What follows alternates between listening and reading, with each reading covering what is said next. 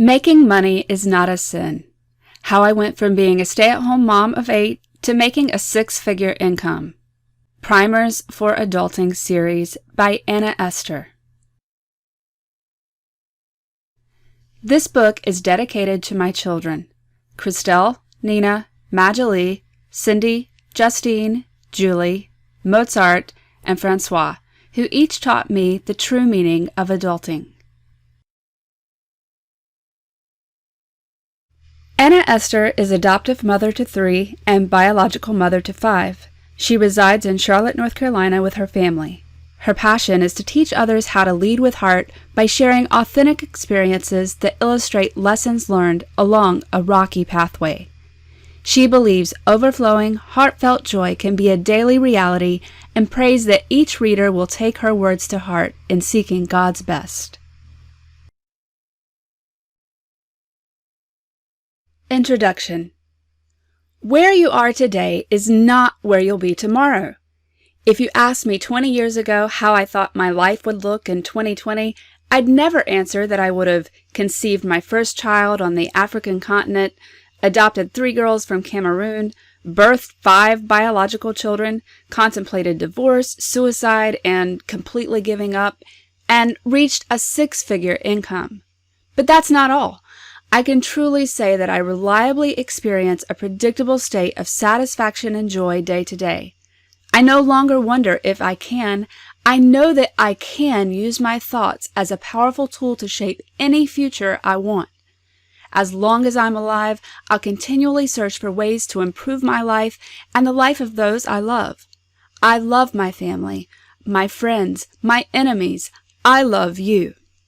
Something I've learned along the way is that no matter how inferior we feel to our grandiose vision of the future, it's important that we take the time to look back and share the wisdom we've gained with others who are looking for a solution to problems we've already solved.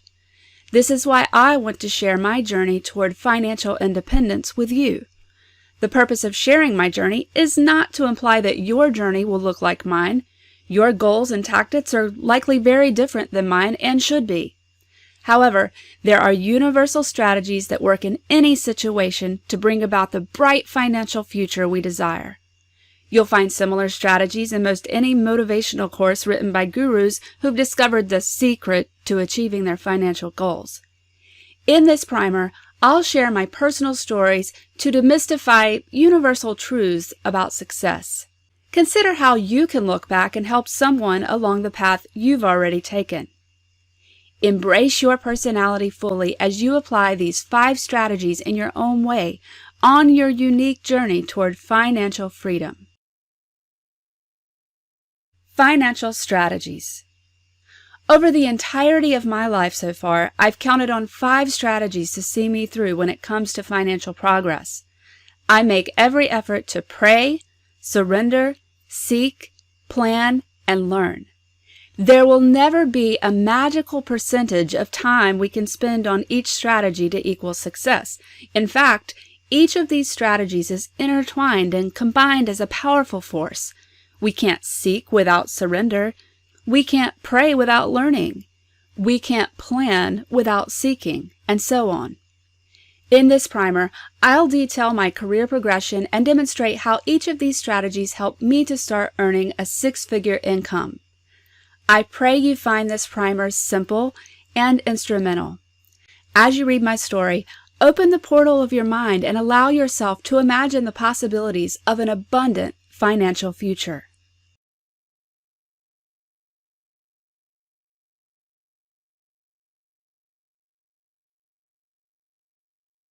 Prayer is a transformational tool available to everyone, no matter their current status on the spiritual or economic ladder.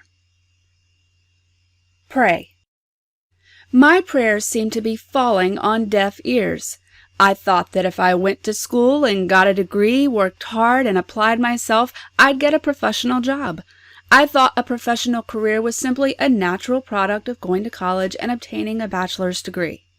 I sent out hundreds of applications, maybe thousands, with well-written cover letters tailored to specific jobs. And I prayed. I prayed hard, I prayed long. Still nothing. No response. Complete and utter silence. What was I missing? Was I aiming too high? Was I aiming too low? God, please show me what to do. Please provide a job for me. Birds chirping. Should I continue to pray? In my case, prayer came naturally. I was taught to pray as a little girl. My father was a Baptist minister, and prayer was simply our second language. Symbolically, as a child, I involuntarily attended the prayer school of immersion. Prayer is a transformational tool available for free to everyone, no matter your current level of pay or religious belief system. Because my background is Christianity, I pray to God, Lord, and Jesus, all names for a divine God who I believe personally cares about my financial future. But prayer is about more than faith in God. Prayer is a declaration of our desires. Prayer is a thoughtful commitment to seeing our dreams come true. Prayer is surrender to an external power source. Prayer is also the recognition of our own power within. Prayer is a commitment to learning, a declarative statement that I don't have all the answers. It demonstrates a willingness to seek. Prayer refines our desires so that when we receive the true desire of our heart, not a substitute. Prayer is the opposite of thoughts running wild. Prayer is an intentional parent thought that produces baby thoughts centered on our heart's desire. So, despite the apparent silence from God about kickstarting my career, I continued to pray. Not because I was disciplined or righteous enough, simply because I'd internalized prayer as a viable life strategy through my parents' demonstration of its power. Throughout this short upcoming chapter, I'd like to share with you prayers that worked, how my prayers have changed over time, why I still pray, and how you can use prayer to reach your financial goals. A college education is not needed to pray. Prayers that worked. Before I finished college.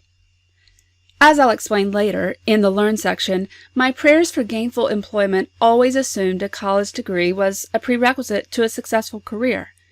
Now I know that formal education is just one path of learning toward the aim of financial success. But in my case, before I finished my secondary education, I would pray something like, God, please help me to finish my college degree. In my mind, I could not pray for financial success until I completed college. I did finish college in the face of great hardship that I'll detail in future primers. I graduated in 2004 with a BA in Communications from the University of North Carolina at Charlotte. God had answered my prayer. But financial progress was all still at zero. Once I finished college, with the exception of one class I completed online, I moved all the way across the country from High Point, North Carolina to Colorado Springs, Colorado, in pursuit of a relationship with a United States Air Force Academy exchange cadet from Cameroon. We'd met on Skype in 2003 when it was still new and not yet popular. I moved without a job and had enough money in my pocket to pay 1 month's worth of rent. At this point, prayer was my strategy of choice. Despite all my best efforts in life up to this point, I'd never attempted anything without prayer, even if my faith was always a few steps behind. This isn't to say that I didn't work toward my goals. In fact, I applied for any and every job that aligned to my education and experience. God, please help me to find a job once I get to Colorado. I arrived in Colorado and applied for communications positions, admin positions, music director positions, and any position that I could imagine myself filling successfully. Again, my prayer was answered, and I made enough money to eat and to pay my bills. During my 3 years in Colorado, I held the following positions: music director, children's choir accompanist, high school choir accompanist, and my favorite job of all, writer's assistant to late Jim Rutz, one of the highest paid U.S. copywriters at the time. Despite my prayer being answered, I did not view these jobs as career positions, and I felt I should be making more money as a college graduate. Moving across the world. My spouse and I got married the day after he graduated from the Air Force Academy. Because he was an exchange cadet from Cameroon, Africa, we had to move to his home country so that he could serve his commitment in the Cameroonian military. Before we left, I applied for jobs in Cameroon by emailing the U.S. Embassy and reaching out to the American School in Cameroon. Other than those two institutions, there was no formal online application process or job board to seek for Cameroonian employment. Up to a year before our departure, I prayed, "Dear God, please provide a job for me in Cameroon." Radio silence. I heard nothing from the inquiries I sent about employment. God answers our prayers according to a divine timetable. This is the second time I would move without knowing how I'd survive financially. First time cross-country, second time across the world. Do you see a theme? In both instances, I took a risk before my prayers were answered. Taking risks isn't a haphazard way to live, it's a method of demonstrating our commitment to the future we desire. Within 1 month in Cameroon, the United States Embassy attaché put me in touch with the United Methodist Mission in Cameroon. This mission provided me a position as contract financial analyst right away. The financial director there, Mama Leah, as affectionately called by locals, took me to the American School and introduced me to the school staff so that I could personally drop off my resume.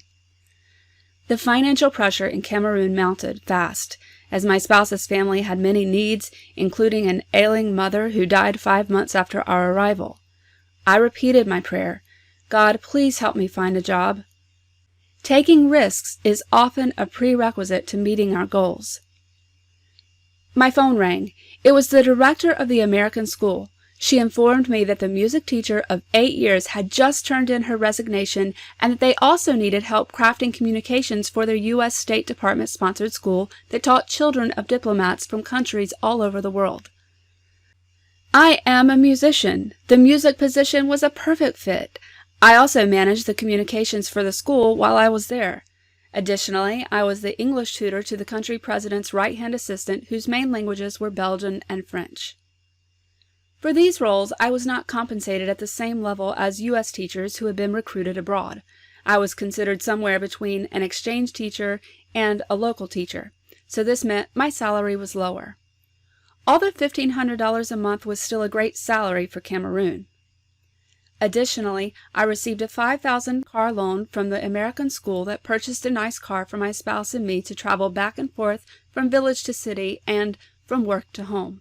The best news is that the school provided me international health insurance, which ended up paying for my first maternity stay at the hospital when I returned to the United States to deliver my eldest. God answered my prayer and gave me more than I could have imagined in the roles that I was able to attain in Cameroon. However, I did not see the roles as career roles and still felt I should be making more. After my first child, we did not end up staying in Cameroon. Economically and politically, things were not ideal. Shortly after we arrived in Cameroon, I conceived. The thoughts of raising a family in a third-world country changed my perspective. I flew back to the United States with no financial resources other than health insurance. I stayed with my parents, waiting for my spouse's permanent residency to be approved so he could join me. Our only assets at that time were the computer equipment and my electric piano we'd shipped from abroad the year before, and the car I'd purchased on loan. My prayer then became, "God, please help my spouse to be able to sell our assets at maximum value so that we can afford to support ourselves until he finds a job in the U.S." At this point, our finances were stagnant. My spouse joined me in the U.S. almost a month later and immediately started applying for jobs. He was not discriminate about the jobs for which he applied. Neither of us had a clue what type of job we could or should hold. He was from Cameroon and had little exposure to ideas about career and compensation, although he held a B.S. in economics from the United States Air Force Academy. My father was a minister and upholsterer by trade. My mother was a stay-at-home mom. Both my spouse and I grew up in humble settings with little insight into corporate America. Still, prayer was my greatest strategy. My first child arrived, and my spouse had gotten a job making $8 an hour at a furniture packing facility in High Point. We were still living with my parents. My dad kindly put pressure on my spouse to perform his manly duties and find a way for us to move out. I prayed, I cried, I hoped, I prayed more. God, please provide a way for us to be able to move out of my parents' house. This prayer was motivated by the humiliation of welcoming my first child with no home to call our own. My spouse continued to apply for better jobs. Around my daughter turning 3 months of age, my spouse finally received a job offer making $15 an hour, providing technical support at an energy company in Charlotte, North Carolina.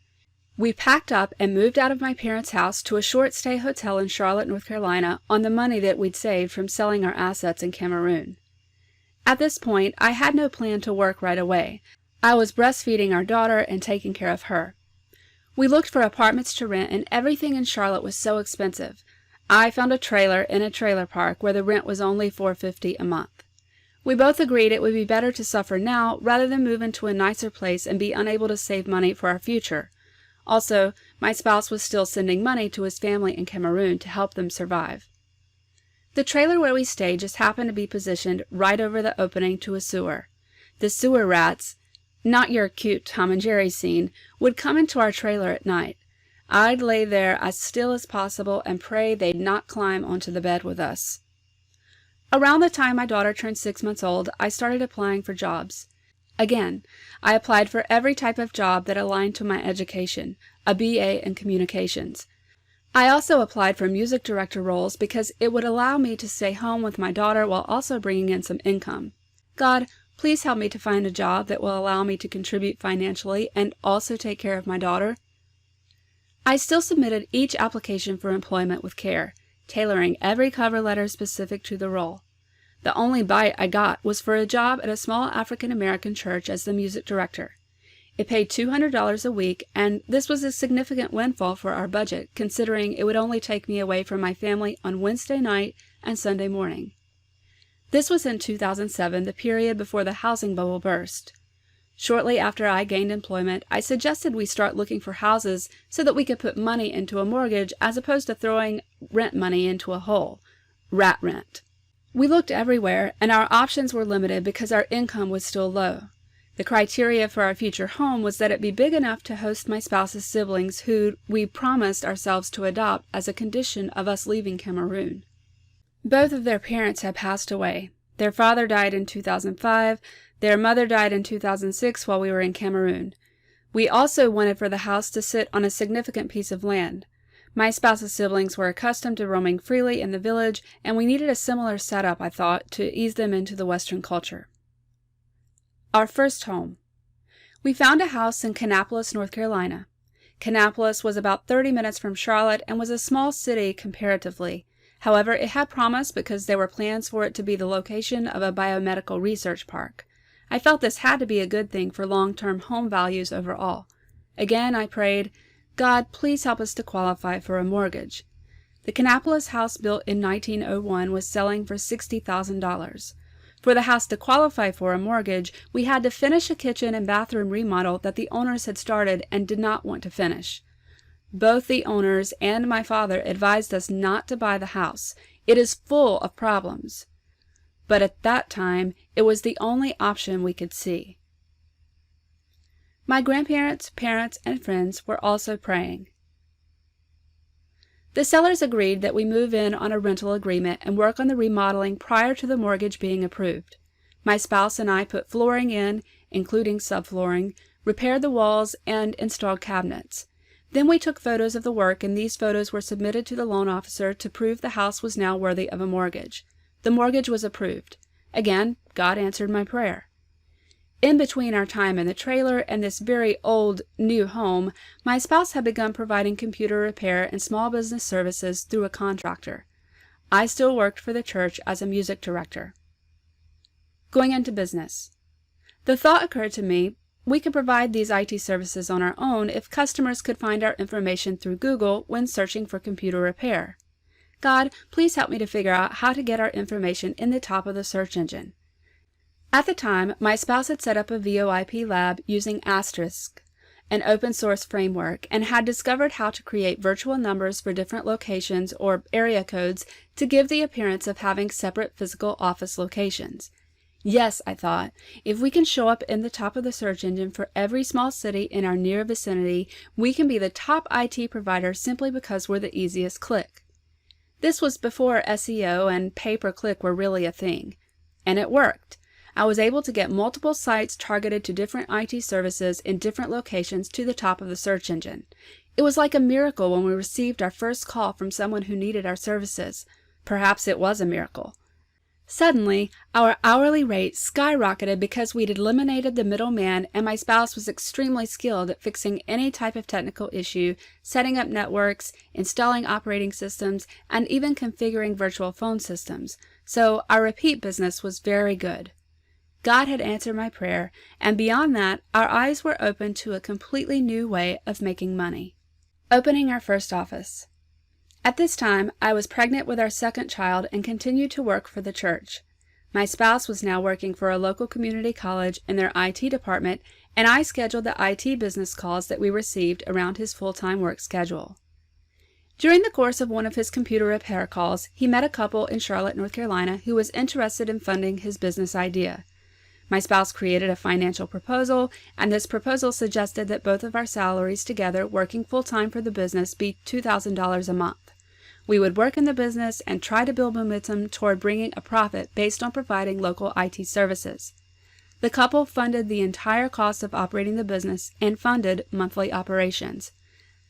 This made me very anxious, and I was extremely out of my comfort zone. I didn't see how the business would become successful, and I was worried that we were at the mercy of this couple who was funding our enterprise. In all reality, they had 51% stake in nothing. Ultimately, we decided to back out of this venture amicably and go back to work on the business independently. The adoption. At this point, my prayers turned toward the adoption. I asked that God provide us the money to complete a home study required as a prerequisite to international adoption. I prayed that we could afford the application fees. I prayed that my spouse would be able to afford sending the money to his family so that his sisters could complete their medical exams and required paperwork. I believed from the depths of my heart that adopting my spouse's siblings was a good thing. I had complete faith that God would provide. God provided every step of the way. Each step in the process was a financial risk, not knowing if our money was just being thrown into a dark hole completely at the mercy of U.S. and Cameroon immigration officials who could either approve or deny the application. Still, God answered my prayers. The adoption was approved in 2009, and my spouse's siblings arrived in December. During this time, our finances held steady for a while, but eventually we took advantage of child health care and food services provided by the state. While signing up for state child health care and EBT were extremely difficult and humbling for me, I thought it would be foolish to suffer when this is the way the system was designed. I never spoke openly with my family or friends about this and was so relieved the day we no longer qualified for assistance. I even hesitate to put this on paper now, except that it would dilute the points I'm trying to make. God has a way of showing us that our circumstances don't always align with our willingness to do better for ourselves. I have friends and relatives who are openly derogatory about social welfare. Because of my experience through the adoption process while genuinely striving to become financially independent, I know that sometimes our intentions are not enough to escape our dependence on others. We can never truly judge a situation by our skewed perceptions based on our narrow life experiences. This wisdom has been both a blessing and a curse because I can no longer look at any one thing through a lens of dogmatic judgment. Sometimes our prayer for God's provision comes through the submission to someone else's will and way. I prayed for the patience and humility to get through this time of financial embarrassment, and God answered my prayer. Having babies. I can honestly say I never had the thought that having or not having children should be a part of the financial equation for my future. I admire those who think ahead and can see clearly how building a family will impact their finances. But I guess I got my cart before the horse, or else I thought, based on my childhood experience, that having children is a good thing, a natural progression of life, regardless of the financial commitment. My parents had 4 children. I assumed I'd have at least 4. My spouse had 8 siblings, and he was open to having as many as we could conceive. So between 2007 and 2014, I birthed 3 girls and 2 boys. Additionally, during that 7-year period, we adopted 3 of my spouse's siblings. This is an average of adding a little over 1 child per year for 7 years. This means that for almost a decade of my life, from 27 to 34 years of age, my main investment was in building a family. During this time, I supported our family IT business, worked part-time for churches as music director, and continued to apply for career roles. For a while, my prayers shifted to focus on my spouse's financial achievements and career progression, rather than my own. He steadily progressed to making a six-figure income in addition to building his own business that has had many ups and downs and continues to grow. God answered my prayers for my spouse to progress financially. What's next? In 2014, my spouse had gone through several IT positions, including having gone back to Cameroon to open a business there through the help of investors in the U.S. He was now working as a contractor at a large financial institution, so we decided to move back to Charlotte, North Carolina. I decided to get my tubes tied, as it had finally become clear to me that I was unwilling to continue having children. This change was big. With no possibility of getting pregnant again, my mind was in a new place. What next? I prayed. Climbing mountains blind. There's a verse in the Bible that says, "Faith is the substance of things hoped for, the evidence of things not seen." How peculiar that this principle works completely opposite of human logic. We always base evidence on what can be proven through the tangible and visible. Yet God says, faith is the evidence. Next time someone says, "Prove it," tell them faith already did.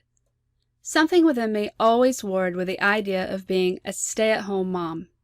Apparently, because my prayers were never answered for a true full-time career position, God had different plans than my own during my childbearing years. But now, having closed the chapter on having babies, I found myself still praying for a full-time job, despite my spouse providing a comfortable living for us. I did not like the feeling of being financially dependent on my spouse, and every time we had an argument, fear struck me that I'd end up alone with 5 children to support. In retrospect, fear can be a great motivator, but eventually our financial goals must advance beyond fear-based motives. The right job, at the right time, for the right person. After a decade of searching for and applying for career positions that never worked out, I still kept applying, and I still kept praying, until one night a job posting was sent to my inbox. The role sounded strikingly similar to the work in which my spouse was involved at the bank. It was a role for the Global Technology and Operations Organization at a large banking institution. The role was a senior marketing and communications role. As it turned out, I'd be working on the same floor where my spouse worked, on the same program, but on different teams. An odd coincidence considering all the locations this financial institution had where I could have been placed instead. That is, if I got the job. The external recruiter thought I'd be a great fit and asked me what hourly rate I would require. I was so nervous because up to this point I'd not worked in corporate America. $60 an hour, I said, with as much confidence as I could muster. She said, "I'll submit you for $70 because they're willing to pay $80. I think she must have been inexperienced as well to have given me that information. I started praying some more. God, please help me to get an interview. The recruiter called me, happy to schedule an interview. I was so nervous and started preparing. At the time, I didn't know that the position was in the same building on the same floor where my spouse worked. When I arrived, I was taken to a conference room where 2 very serious individuals interviewed me. In retrospect, they were 2 of the most formal individuals I've met since having worked at this company to date. But perhaps they were just responding to the vibe I was putting out. Inside, I was feeling extremely inferior. My inner voice said, "You're just a stay-at-home mom with no real work experience. What if you're not good enough? What if they find out you have 5 kids? They'll immediately write you off." I was able to get through the interview questions, but was completely unaware of how I'd come across, whether they liked me, or if I'd hear from them again. The man hiring gave me his business card. I prayed he would remember me. I never heard from him or the external hiring company. So I decided to continue studying and taking certifications to reach an expert level of certification in the field for which they were hiring. Each time I attained a certification, I emailed it to the manager. Finally, when I attained my last certification, he emailed me back and said that he'd like for me to speak to 2 more people over the phone who would be my teammates. I spoke to them, and the conversations went well, I thought. I felt I was closing in on the job, that I'd be given an offer. But I wasn't. I received another email asking for samples of my work. Thankfully, my spouse helped me put together samples to send over because my self-doubt was stronger than ever, and this was the peak at which my negative self-talk almost lost me the opportunity. I was finally offered the job and started my first career position at 34 years of age with 5 biological children and 3 adopted children, making a 6-figure income. For a while, I was ashamed of this story. I did not want anyone to know how hard I'd worked, how long it'd taken, how much I'd prayed, and how inferior I still felt. It took me some time to realize I belonged there just as much as anyone else. For a long time, I did not talk about my family life at the office because I didn't want anyone to judge me or take me less seriously or assume my work would be subpar because I had so much going on at home. I also worked harder and longer to prove myself and excel beyond the expectations of my managers. I'm a firm believer that a higher power knows what we want more than we know what we want for ourselves. Therefore, our best effort prayers are translated for us into our own best interests. My prayers changed over time in that they got more specific. My heart gradually changed in that I grew more ready to receive the answer. For example, instead of praying for a job, at some point along the journey, my prayer changed to request a job that would allow me to stay with my oldest daughter when she was born. When I came across the possibility of working at the financial institution making a 6-figure income, I prayed, "God, please help me to do what it takes to get this job." This was a very different prayer for me. I'd finally decided to stop straddling the fence of self-doubt and ambition. Why I still pray. I still pray because I want to excel beyond where I am today. Prayer has always been an integral part of my life, and I can't imagine tackling any goal without talking to my higher power. As I mentioned earlier, prayer has many benefits. It centers you, it empties you, it fills you up, it guides you, it encourages you, the list could go on. I don't see prayer as complimentary. I see prayer as foundational. Before any meeting at work, I pray, "God, give me the words to say." At the juncture of any difficult situation with coworkers, I pray, "God, please help me to know how to handle this situation."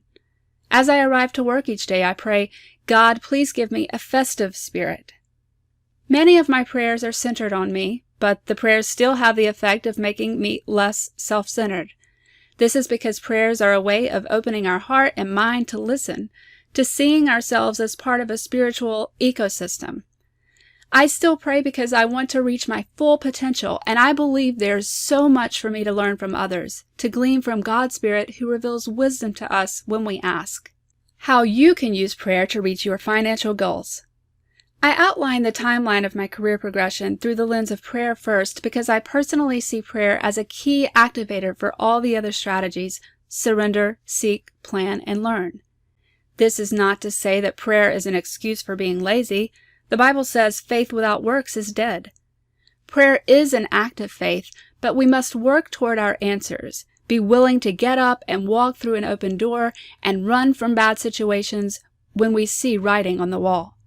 Prayer is an opportunity for you to be honest with you and God about your financial goals. Admit where you want to be before God so that you can begin to shape the vision for your financial future. For a long time, my prayers were modest. God knew me more than I knew myself. I started out wanting a job and then progressed to wanting a career position. Ultimately, beginning my career as an entrepreneur who developed a family business gave me diverse work experience I would have never gotten had I gone directly into corporate America. God gave me more than I could have imagined in that I was able to stay home with my children during their younger years and immediately enter the job market, making an instant 6-figure income once I was done having children. My prayers have changed according to the size of my dreams. Now, I want to learn how to make a 7-figure income as a writer. Prayer will continue to be my foundational strategy, and I hope you'll consider its power too. Whatever your next level is, prayer can be your closest companion and confidant. Prayer is your catalyst and coach. Now that I've laid the foundation of my story, I'll provide additional details that will give you a clearer picture of what was going through my heart and mind during the decade-plus journey I've taken toward financial freedom. Surrender. At times, my financial journey has felt like pulling teeth. My tendency has always been to pray, seek, plan, and learn. I hate surrender. In my past, surrender felt like a slow death to me. Surrender isn't just about surrendering to the will of other people. It doesn't always hinge on surrendering to who we often view as a merciless God. Surrender is letting go of the outcome. Surrender is accepting that what we originally envisioned is now some squirrely version of a life we hardly recognize. Surrender is acknowledging we don't have all the answers. Surrender is willingly taking a different route, knowing that the detour was not necessarily of our making. When I was in college, I had no idea where my future would take me. All I wanted was to obtain a college degree because my parents had instilled in me that education is a prerequisite to success. Choosing a path of study at college required surrender to the fact that I didn't know what I wanted to be when I grew up. Attending college meant I had to surrender to the institution. In order to pass my classes, I had to surrender to the personality of each professor who had unique requirements for completing assignments. While attending college, it felt like I'd never finish. 4 years seemed like forever. Every day I had to surrender to the fact that I had no idea what would come after college. I had no promise of a job. There appeared to be no magic bullet of success. But I surrendered to the popular opinion and touted statistics that a college degree can be a sure route to financial success. After college, I was adamant about finding a career role at a large corporation, but it just wasn't happening for me. I had to surrender to the reality and embarrassment of accepting entry-level positions that I could have easily gotten before college. With bills coming in, it would have been disadvantageous for me to refuse the lesser jobs just because I felt like I'm better than that. I know that people have varying opinions on accumulating debt at different stages in life in order to go for the bigger win. But in my case, I decided to take the part-time positions as a musician to support myself while I cracked the code on getting a real job. When I moved to Cameroon after marrying, I had to surrender to the unknown of moving to a completely unfamiliar third world culture where I was uncertain I'd thrive or even survive. Every time I got into a taxi, I surrendered to the possibility of a car crash. In fact, I was in several car crashes in Cameroon, all of which I escaped unscathed. I surrendered to my spouse's management of our finances at the time because this made the most sense considering he understood the Cameroonian currency and its value in the marketplace. I surrendered to the inequity of my salary versus the salary of other school employees from abroad because I had no teaching certificate and I was technically a local. Upon deciding to return to the United States, I surrendered to the possibility that my spouse's paperwork may not be approved in time to attend the delivery of our first child. Sometimes, surrender isn't a choice. Our will is bent like iron in the fire. This is not the type of surrender that I'm talking about. Surrender that renders results is quiet and painless and final. There have been times along my financial journey to becoming financially independent that I was forced to surrender to circumstances that were beyond my control. But it wasn't until I willingly surrendered to the mandatory surrender that I was able to make peace with the progression of my finances. It's hard to describe how quiet surrender happens. I believe that quiet surrender is possible when paired with prayer. There is a miraculous force of God-sourced calm within that prayer calls forth. Seeking answers without prayer and surrender can be a recipe for disaster.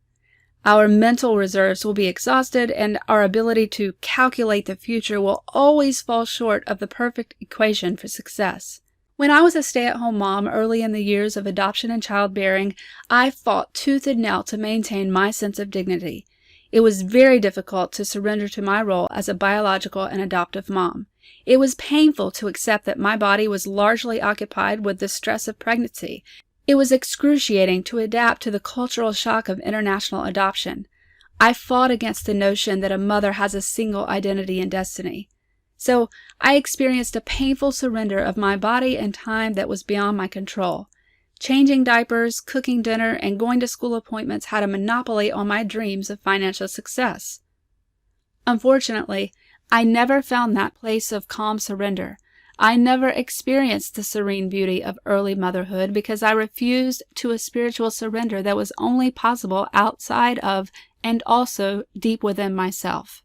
I can't know the true cost of this fight between my will and the responsibilities of motherhood, but I'm sure my health was negatively affected by my refusal to breathe deep and simply sit with my babies in calm surrender to the fleeting opportunity of nurturing them at the time it mattered most.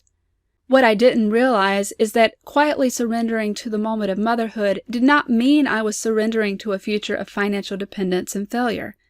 A spiritual surrender would have only meant that I enjoyed the moment, embraced the pace, leaned into the discomfort, believing faith would build my unseen future. When I finally closed the chapter on my childbearing years with the opportunity to start making a six-figure income in my first ever career role, I had to surrender my logic. Going straight from almost a decade of motherhood into a corporate role that would compensate me far more than I believed was logically possible required me to surrender to possibilities that existed outside of my imagination and self-confidence. Despite my dependence on prayer, I've always had this habit of seeing the ideal future as a culmination of ideal circumstances that are a result of an ideal plan supported by an ideal education. Just as much as our path can be a progression of unexpected obstacles, our path can also be a progression of unexpected big breaks. My eventual foray into corporate America making a six-figure income is not the result of me having followed a logical formula to the T. My success is a winding path down which I continue to walk through the power of prayer and the learned habit of surrender. Seek. The reason I'm sharing my story with you is twofold. First, I'm sharing because I've always had the dream of writing for a living. It's a pretty easy equation that I can't sell my books if I haven't written any books to sell. The reason I'm motivated to write is because writing is the medium through which I can share my heart and experiences with you. One thing that always bothered me about people who succeed is that they often fast forward to the day they get their first big break. They rarely share the details of their struggle.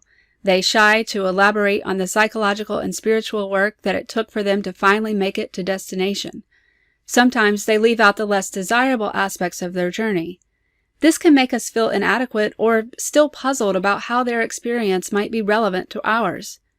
This is an easy trap to fall into. Here's why.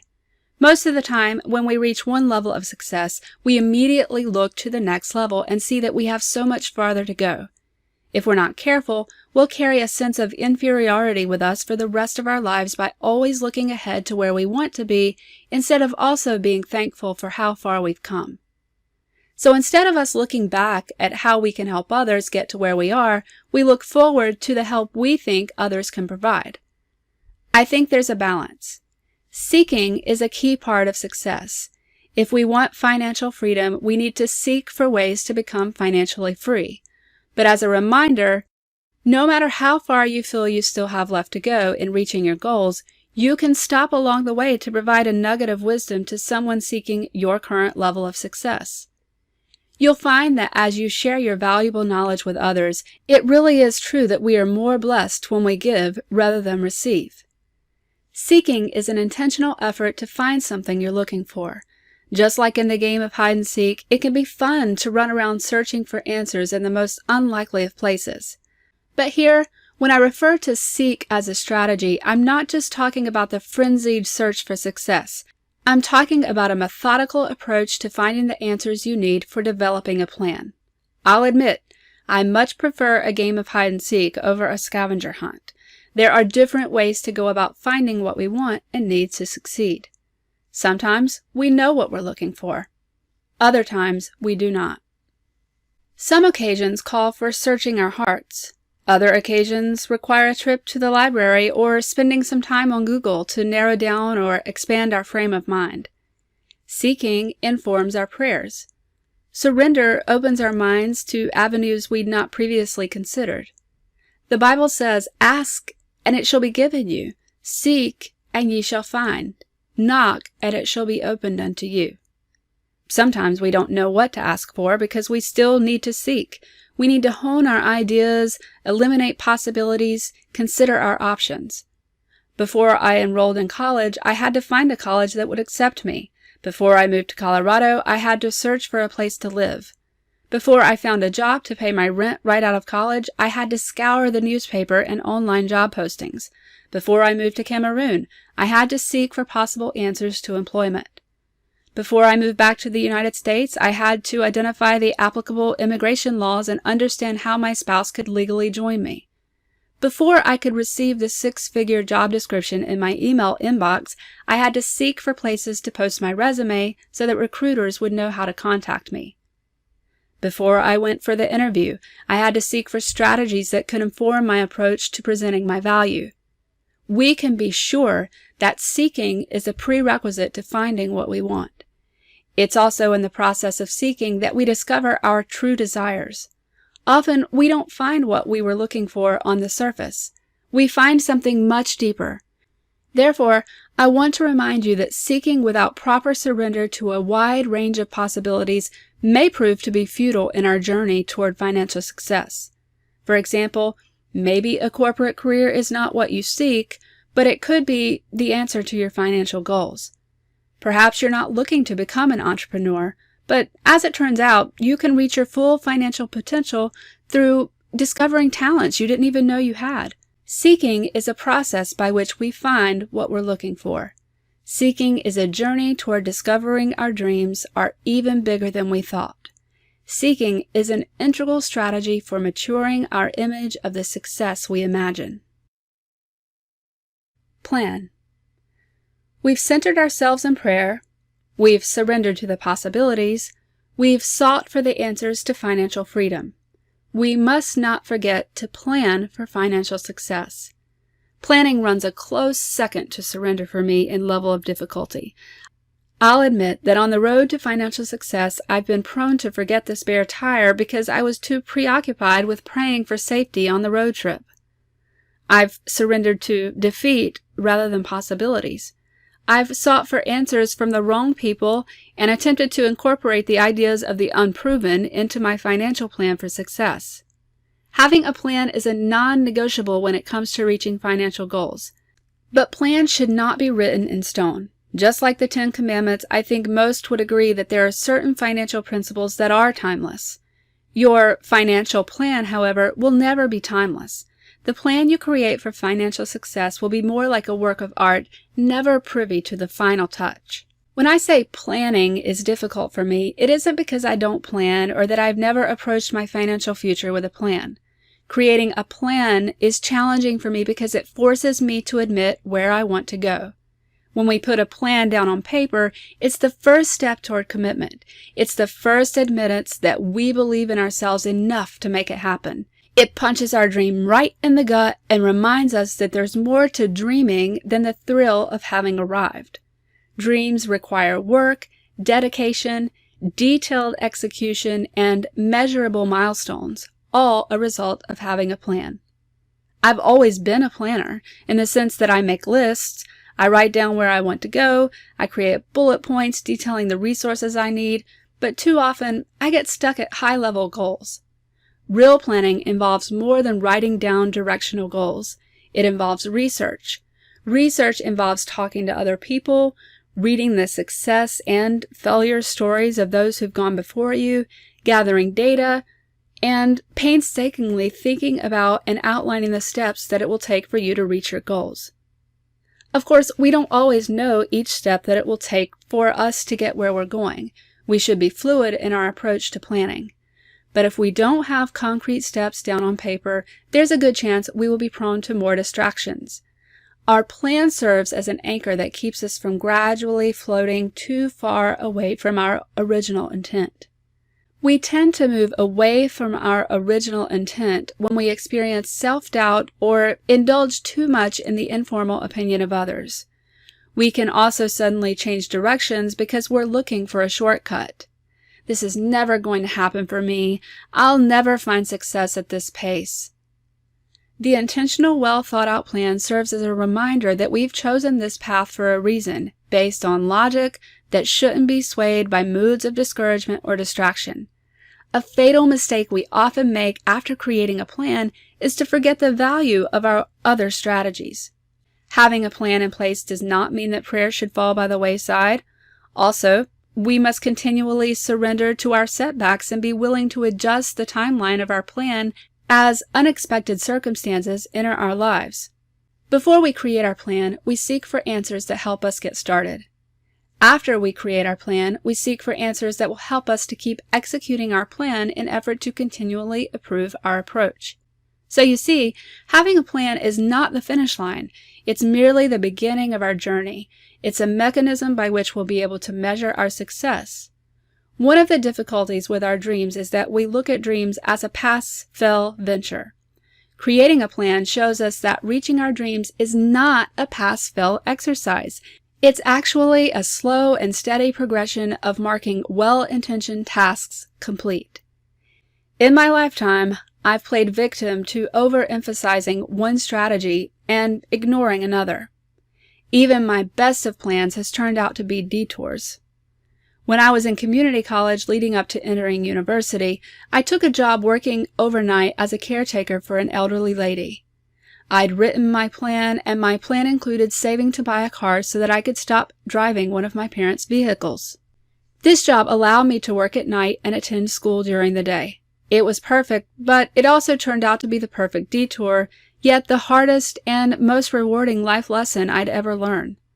I'll talk about this lesson in future primers, but my point, planning is a flexible state of being. It's taking control, but also releasing the outcome, amending when necessary. I was accepted into the voice program in the music department at the University of North Carolina at Charlotte. My plan was to get a music degree, but as it turned out, even though I'm a musician and had studied piano and voice my entire life, the plan to get a music degree failed. The plan failed because I allowed it to fail. I surrendered to the fact that I have difficulty memorizing songs to perform. I did not enjoy music theory because I struggled to connect the dots on how this would translate into a professional career. There were too many one-credit classes required, and I had too little time to spare considering I was working while attending college. To me, this was a real-life reflection of what a music career would look like. Putting in many hours to perform songs you don't like without being fairly compensated. Yes, I loved music and writing songs, but I needed to change my plan of study. Had I continued with the music program, there's no way to know how my career path would have been impacted. I do know, however, that having a degree in communications worked well in my favor. My guess is that a degree in music was too specific for my long-term goals that included obtaining a financially lucrative career position. Music has always been an integral part of my life, and I still write music lyrics and compose songs. The fact that my mother insisted I take piano lessons from 3rd grade through 12th grade set the stage for my life in a way that will forever indebt me to her. I've always had music as a means of supplementing my income and providing flexible income during my childbearing years. After I moved to Colorado, during a period of searching for gainful employment, I thought I'd go back to school to get my master's degree. My plan was that if I couldn't find a great job, I'd spend my time getting additional education. At the time, this plan did not work because my scores were not good enough to get into the master's program of interest. My life has consisted of a series of plans.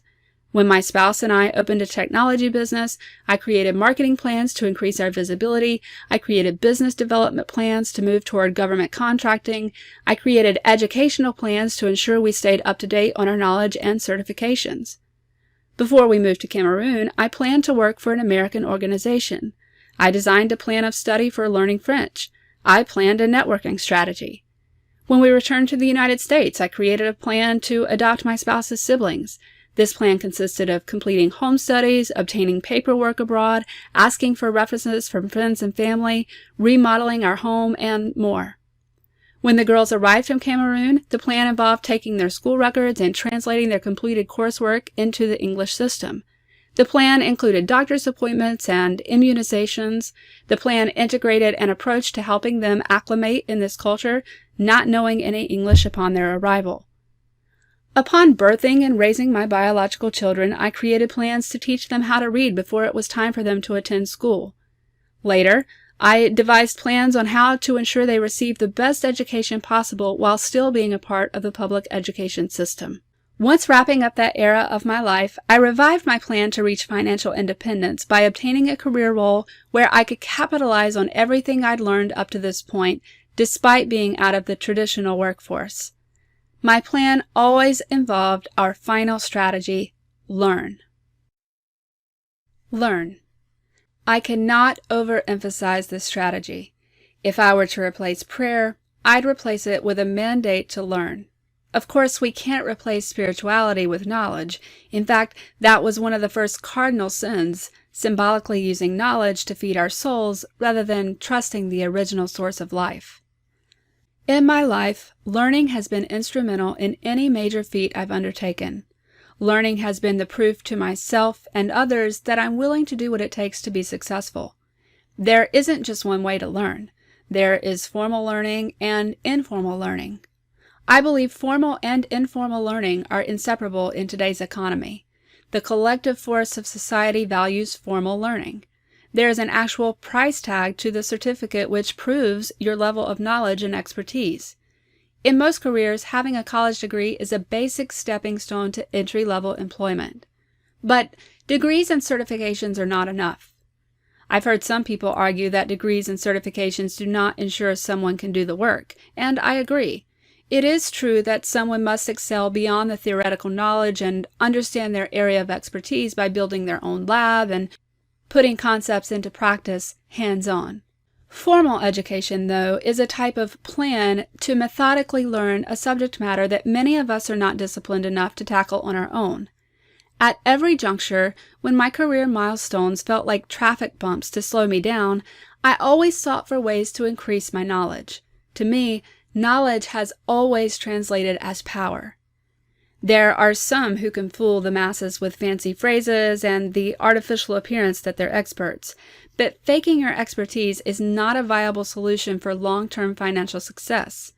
The Bible says something like, "Quick wins result in quick losses." There is nothing quick about gaining in-depth knowledge in an area that is essential to your career progression. Learning is a lifetime pursuit, and we will never know it all. Learning is a method by which we can open our mind to admit that we don't know it all. It was my choice to attend college. By the time my parents got to me as number 3 of their 4 children, they were willing to accept whatever path I chose. They were not of the mindset to force or manipulate me into the choice to attend college or of which degree to undertake. They'd already done a phenomenal job of teaching me that learning is essential to success. I watched my father study endlessly to become a better informed minister of God's Word. My mother was dedicated to the musical education of my siblings and me. We all learned how to read music and play the piano well. My grandmother learned 1 new word a day well into her 80s. My parents and grandparents left a strong impression on us that learning was not an option. It was a decree. I'm so thankful that my parents provided me the bookends of financial success, praying and learning. Beyond formal education in college, I explored the new World Wide Web and learned how to build my own websites, network with others, and use message boards to conduct qualitative research. In my early career, when I held jobs that seemed beneath me, I worked hard to learn everything I could to excel beyond expectations of the job description. Digging deeper is described by many motivational speakers as the key to getting excited about your work so that you can excel. Learning is the process of digging deeper. When I was not working full-time, I volunteered my web design and SEO skills for nonprofit organizations. This volunteer work was a learning process. Now, much of what I learned as a volunteer back then translates into success on my job even today. When I held music positions, I learned new tools and methods of organizing our musical team for a stellar performance every Sunday. I learned new songs. I studied different strategies for engagement and building volunteer teams. 3 years prior to the 6-figure role I landed, I'd worked to obtain a foundational IT certification, even though there was no immediate need for me to have that qualification. That certification was a prerequisite for pursuing the expert level of certification, which ultimately landed me the job. In addition to achieving the expert level of certification in the IT service management field, I also obtained another IT certification which had been listed only as a desired qualification for the job. Going into the role with an expert certification not only gave me the knowledge I needed to perform my role well, but it also empowered me with the confidence that everyone knew beforehand I was the expert, according to an industry certification that I'd achieved. The longest extracurricular path of learning I've taken was my piano studies. Again, I have my mother to thank for tirelessly ensuring I practiced 30 minutes every day or else. This was my biggest lesson in learning because I could look back on my early years and see how my journey to sight reading music as a skilled piano accompanist was the result of consistent learning over an extended period of my life. Some things we can learn in an instant. Most things we learn gradually over time with much diligent practice. Let's not forget what we have to learn from the wisdom of our own experiences and the experiences of those who failed or succeeded before us. Don't be so prideful that you prejudge others, assuming no one else has anything of value to teach you. Everyone has something to teach us, even the worst of teachers. Once, I was put on the hot seat by one of my colleagues in front of a few important people. My initial reaction was one of embarrassment and disappointment that I'd been thrown under the bus, so to speak. But I decided to ask this individual, what could I have done better? In fact, that experience highlighted an area of inferiority for me, numbers and analytics, and led me to pursue an MBA a few years later. My pursuit of an MBA was a way for me to gain confidence that no matter how hard the equation, I can solve it. What I actually learned was that I don't need to be able to solve every problem. I need to know where to find the resources for enhancing those areas where my expertise does not naturally exist.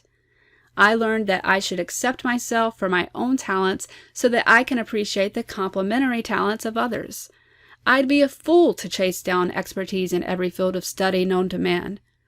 Yes, in the MBA program, my fear of numbers faded away, but I also gained extra appreciation for my way with words. I came to accept the fact that part of being a good leader is being able to identify a talented team who can orchestrate success together. As long as we're alive, we're presented with life lessons. It's up to us whether we accept these lessons as personal learning opportunities. Our lives will only be the richer if we remember that we'll never know it all, and that's okay when we keep an open mind as a lifelong student. There's so much more that I'd like to share with you here, but my intent is to provide enough detail for you in a condensed primer style so that you're able to understand the ebb and flow of my struggle to become financially independent. If you have any unanswered questions about the experiences I've shared, please feel free to reach out to me personally at anna@annaester.com. When I started writing this primer, I had no idea that I'd focus on prayer as the primary strategy for financial success. But in staying true to my history, I'd be lying if I didn't share how instrumental prayer has been on my journey. The comfort I've felt along the way in the arms of prayer has been incomparable to any relationship, salary, or circumstance. Nonetheless, we need money to live and to give. With a religious background and having grown up in a rural community where humility was the highest virtue, it's been difficult for me to accept the pursuit of money as a noble cause. I've also warred within to understand how I personally fit into the broader economy that often seems to call for cutthroat tactics in effort to come out on top. But what I realized through the international adoption process, raising young teens who were brought from the third world village straight to a capitalistic America, is that it's our duty to individually capitalize on the talents and circumstances into which we were born, and then to yield our positive influence within our own realm of expertise. It's also our responsibility, no matter where we are in the world, to be nice, respect others, help where we can, and show gratitude by giving back according to the measure we've been given. Giving back can be so painful when we still have a mindset of scarcity. It can take a lifetime for some to break the habit of not enough. My hope for you and me is that we'll open our eyes to the abundance within. Anytime you start to feel like you're not enough or that you don't have enough, take the time to give someone what you have that you've deemed insignificant. Feel like you're inadequate? Give someone a compliment and build their self-esteem. Feeling like you don't have enough? Clean out your closet and give away what you've started to take for granted. I pray your financial journey is one of increasing success.